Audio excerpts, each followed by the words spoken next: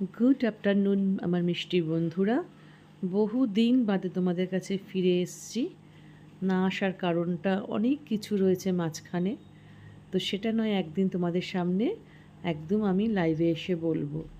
তো যাই হোক, অনেক দিন বাদে ঘরে তো বলো খেতে হবে, সবাইকে খাবার তো দিতে হবে করে, আর তোমাদেরকে ভুলি বা কী করে। তাই আজকে বানাবো চিকেন। চিকেনটা খুব ভালো করে ধুয়ে রেখেছি, রেখে জলটা ঝরাতে দিয়েছি। আর এদিকে দেখো ঠিক বড় বড় করে ডুমো ডুমো আলু তেলে আমি ভেজে নিচ্ছি। তো আলু আমি সবসময় একটু ভেজেই মাংসে দিই, তাহলে যেন আমার মনে হয় একটু স্বাদটা খুব ভালো হচ্ছে। তো যাই হোক, এখানে দেখো আদা, পেঁয়াজ, রসুন, কাঁচা লঙ্কা বাটা আর একটু তোমার গুঁড়ো, একটু গরম মশলা দিয়ে, একটু সর্ষের তেল দিয়ে দেবো, নুন হলুদ দিয়ে ম্যারিনেট করে এটাকে রেখে দেবো। তো যাই হোক, এই তো একটা পর্ব, ম্যারিনেট করার পর্ব। ওদিকে হলো আলুগুলো ভেজে নিলাম। আর তার মাঝখানে তোমাদেরকে বললাম না যে অনেক কাহানি মাঝখানে আছে, সেই কাহানিটা নয় একদিন তোমাদেরকে বললাম যে লাইভে এসে আমি বলবো। ইভিন সেই কাহানি তোমরাও জানলে তোমাদেরও অনেক উপকার হবে, অনেকের হয়তো উপকার হতে পারে। তো সেই জন্য আমি কিন্তু সেটা লাইভে এসে বলবো, যার জন্যে আমি ভিডিওতে কিছু দেখাচ্ছি না।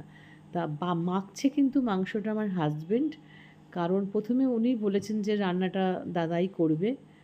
তো আমি যেহেতু দাঁড়িয়ে রান্না করতে পারছিলাম না শারীরিক কন্ডিশনের জন্য, তো যাই হোক, কিন্তু কোনো কারণে সে সময় করতে পারিনি, আমাকেই লাস্টে রান্নাটা করতে হয়েছে। কিন্তু মাখামাখি করে দিয়ে গেছে, আমি সব গুছিয়ে দিয়েছিলাম। তো এইবার দেখো কড়াইতে তো এমনি আমার তেলটা খুব ভালো করে আমি আলু ভেজেছিলাম, সেই তেলেই মাংসটা আমি রান্না করব। যার ফলে আর সবসময় তোমরা কিন্তু তেল ভালো করে গরম না হলে কিন্তু এই চিনিটা দেবে না। এই চিনি দিয়ে অল্প কয়েকটা দানা দিয়ে চিনি দিয়েছি, জাস্ট ক্যারামেল কালারটা হওয়ার জন্য। এটা কোনো মিষ্টত্বের জন্য না। এর মধ্যে দিয়ে দিচ্ছি কোচানো পেঁয়াজ আর টমেটো, কারণ হচ্ছে আমার ওই মাখা যে পেস্টটা ছিল অর্ধেকটা দিয়েছি, অর্ধেকটা আছে, সে অর্ধেকটা পেস্ট আমি দেবো। তো এটাকে আমি চাপা দিয়ে দিয়ে এখন নুন দিয়ে দিচ্ছি। একটু নুন দিলে কি হয়, জিনিসটা খুব ভালো করে মজে বা নরম হয়। তো পেঁয়াজ আর টমেটোটা খুব সুন্দর নরম হওয়ার জন্য নুন দিলাম আর একটু হলুদ দিলাম। প্রথমেই তোমাদের বলি যে প্রথমেই কিন্তু অনেকটা নুন দেবে না। চিকেন জেনারেলি ছোট বড় বাচ্চা বুড়ো সবাই খেতে ভালোবাসে, তো চিকেন ভালোবাসে না এমন কেউ নেই। যাই হোক, যে পেস্ট তৈরি করেছিলাম সেই পেস্টটা কিন্তু অর্ধেকটা দিয়েছি ম্যারিনেটের সময়, আর এখন দিলাম অর্ধেকটা। খুবই সিম্পলভাবে করছি, কিন্তু স্বাদটা কিন্তু খুব আজকে অন্যরকমভাবে নিয়ে যাচ্ছি। কারণ হচ্ছে এর মধ্যে একটা জিনিস দেব, যে জিনিসটার জন্য বাচ্চারা খুব চেটেপুটে খাবে। দিয়ে দিলাম ম্যারিনেট করা চিকেনটা, দিয়ে খুব ভালো করে কষাবো। চিকেন তো এমনিই তোমার ভাজতে ভাজতে নরম হয়ে যায়, সেটা নিয়ে কোনো চিন্তার কোনো কারণ নেই। কথাতেই বলে তুমি যেভাবেই চিকেন রান্না করো না কেন খেতে বেশ ভালোই লাগে।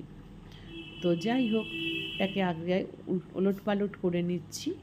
নিয়ে আমি সবসময় লাইক করি, তোমরা জানো। দেখো আমি কি দেখাচ্ছি এখানে, বিরিয়ানি মশলা। তোমাদের বললাম না যে আজকে একটা স্পেশালভাবে আমি চিকেনটা করছি। আমি কিন্তু আজকে কোনো গরম মশলা, গোটা গরম মশলা বা কিছু ঘি এগুলো দিচ্ছি না। আজকে আমি বিরিয়ানির মশলা দিয়ে চিকেনটা আমি করব আজকে। তো বিরিয়ানি খুব অল্প পরিমাণেই দিলাম, কারণ আমি রিচ খুব একটা লাইক করি না, বা উগ্র ঝাল উগ্র সব কিছু আমার বাড়িতে খুব একটা সবাই লাইক করে না। তো যার ফলে কিন্তু আমি খুব মাইল্ডের মধ্যেই রাখি, অল্প দিলাম বিরিয়ানি মশলাটাকে দিয়ে আমি আবারও কষাচ্ছি। তো কষাতে কষাতে দেখো এইবার কি করব, ওই চাপা দিয়ে দিয়ে কষাচ্ছি তো, বারবার করে চাপা খুলে খুলে আমাকে ওটাকে কষাতে হয়, নাহলে যদি তলাটা ধরে যায় কড়াইয়ের, তাহলে কিন্তু একটা বাজে গন্ধ বেরোবে। তো যাই হোক, এই পর্ব চলছে। তা চলতে চলতে দেখো আমি কিন্তু দেখতে পাচ্ছ কড়াই মাংস কিন্তু অনেকটা কমে গেছে ভাজা হতে হতে, আর আমার কিন্তু তেলটাও খুব সুন্দরভাবে উঠে গেছে। এই পর্যায়ে নাড়া দিয়ে আমি আবার ঢাকনাটা দিয়ে দিলাম। তো ঢাকনাটা দেবার পরে আমি যখন নেক্সট টাইম ঢাকনাটা খুলব, সেই সময় কিন্তু তোমাদের আমি দেখাতে ভুলে গেছি, আমি আলুটা দিয়ে দিয়েছিলাম, আলুটা দিয়ে আমি ঢাকনাটা দিয়েছি। তো দেওয়ার পরে উলট পালট করে একটু কাশ্মীরি মির্চ দিচ্ছি জাস্ট কালারের জন্য, দিয়ে আমি উলট পালট করে আবার একটু ভাজা ভাজা করে নিচ্ছি, নিয়ে আমি আবারও চাপা দিয়ে দেবো একটু অল্প সময়ের জন্য। তো যাই হোক, এটা সুন্দর করে ফ্রাই হতে থাকুক। ফ্রাই বলা ভুল হবে, এটা ফ্রাই তো এটা হচ্ছে না, জাস্ট একটা কষা টাইপের হচ্ছে। তো এইবার দিয়ে দিচ্ছি একটু গরম জল, এটা কিন্তু উষ্ণ গরম জল।